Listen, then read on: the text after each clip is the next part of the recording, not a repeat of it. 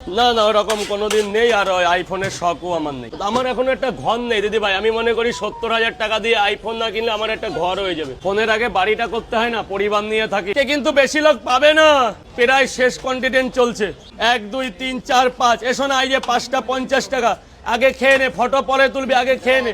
তোল তোল তোল তোল তোল। 3টে পরোটা আনলিমিটেড তরকারি 2 জায়গা 30 টাকা। আর আনলিমিটেড কথাটা কিন্তু আমিই বের করেছিলাম, সেটা তোমাদের ক্যামেরায় আছে আজকে 2.5 বছর ধরে।